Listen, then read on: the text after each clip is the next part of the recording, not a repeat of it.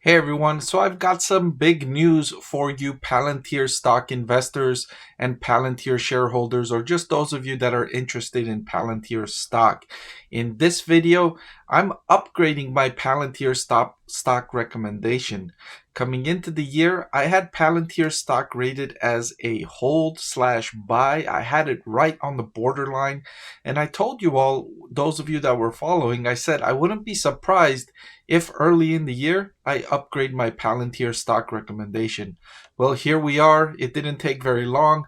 Palantir stock price has fallen, and that's brought Palantir stock price valuation to a range that I'm comfortable recommending as a buy. So let's jump right in. Let's see what I like about Palantir stock, my previous recommendation, and why I'm upgrading Palantir stock today. I want to thank the Motley Fool for sponsoring this video. Visit fool.com/Parkev for the 10 best stocks to buy now. So it was roughly 3 weeks ago, right, on YouTube when I published my video up 177% in 2023. Is Palantir stock a buy for 2024? And in this video, I highlighted how excellent Palantir's business has been, how excellent its growth prospects are, how it's a cutting edge, leading edge company in artificial intelligence. All that being said, I came to the conclusion that the stock price was too expensive, that I wanted to wait for a better opportunity to buy Palantir stock. And in roughly 3 weeks, Palantir stock price is down meaningfully. So now that we got that stock price decrease that I was recommending, now I feel comfortable upgrading Palantir stock to a buy because, as I will show you, it's got an excellent business. The only reason I didn't recommend it 3 weeks ago was because of the valuation. It was too expensive for me. So now the price has come down and I'm comfortable recommending it as a buy.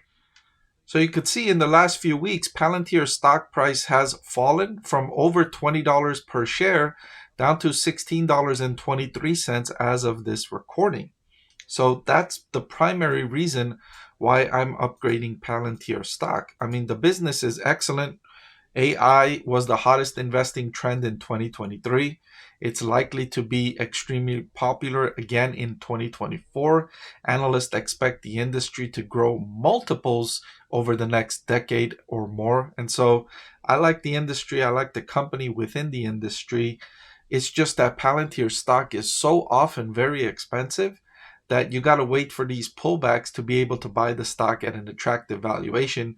You don't want to pay too high a price because even the best companies at paying too expensive of a price, they don't make a good investment. Another thing that I've liked about Palantir in 2023, of course, despite the obvious thing, which is that they became profitable in 2023. The next thing I also liked is they turned around their RPO. RPO is remaining performance obligations, and it's an important metric for Palantir and other software companies. It measures how much revenue they have upcoming. It measures their contracts that they've signed that are going to turn into revenue as they perform these obligations. And you could see Palantir turn things around here. You could see total RPO fell from 1.2 billion to 973 million to 936 million. And at this time, I was concerned with Palantir stock. Then they started to turn it around. In the second quarter, total RPO increased to 968 and then again to 988 in the third quarter of 2023, signaling a bottom and a turnaround in its remaining performance obligations. That made me feel comfortable that that downtrend in RPO was over, that businesses concerned about a recession. Remember, late in 2022, early in 2023, there was a lot of talk about a potential recession. That has mostly faded away as inflation has decreased without a significant increase in unemployment. So that infamous soft landing that central banks around the world were looking for, that seems like it's going to happen here in the US. And that's been great news for companies like Palantir that depend on selling their services to enterprises. They have a large government business, But the other side of their business they're growing is their commercial business. And that's another thing that I was happy with Palantir in 2023. They started to accelerate their US commercial business. That's also what I wanted to see from Palantir, is more progress with businesses, because we know they're strong connected to governments, but I wanted to see more growth in businesses, and I did see that in 2023. Longer term, you can see the company has grown revenue nicely to 2.125 billion. That's just in the last year. If we zoom out, they've grown that from a little less than 1.2 billion. So revenue growth has been there for Palantir stock investors. Additionally, Palantir has demonstrated economies in scale. Economies in scale is one of the most desirable characteristics you can find in an investment.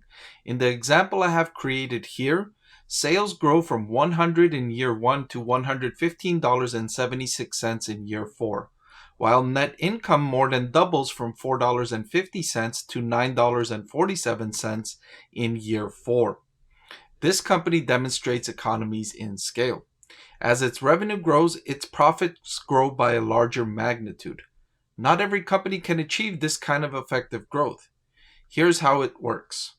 This is a typical categorization of an income statement of a publicly traded company. Cost of goods sold is what's called a variable expense.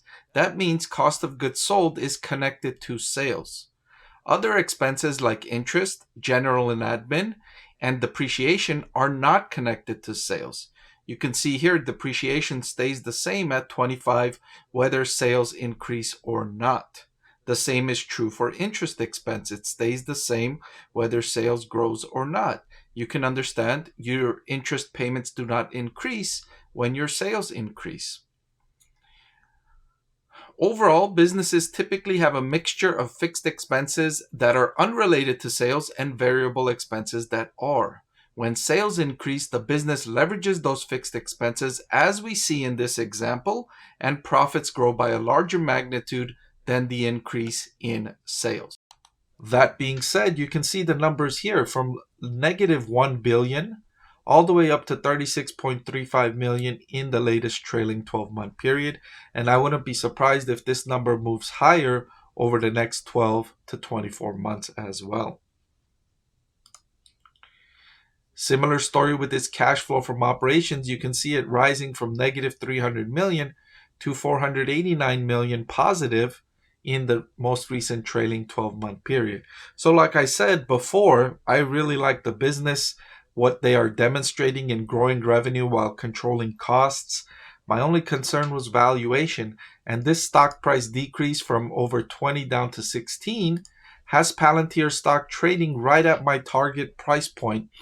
I remember one of my subscribers, Neil Anderson, once asked me, this might have been a couple of months ago or a couple of weeks ago, in the comment section, he asked me, what would be your price point that you would recommend Palantir stock as a buy? And I said, if everything else remains equal, right around the 45 forward price to earnings of 45. Lo and behold, we have hit that mark. Palantir is trading at a forward PE of 45 as of this recording. So for all of those reasons, today I'm upgrading Palantir stock. I'm moving it from the borderline up to a buy. So I'm now recommending Palantir stock as a buy from my previous recommendation of being on the borderline. Thank you for watching this video. I truly appreciate it. I know there's a lot you could be doing with your time and a lot of other videos you could be watching. So I truly appreciate that you chose to watch this one. If you want to see more videos just like this, hit the subscribe or the like button. They'll both help me make more videos just like this one. Thank you again.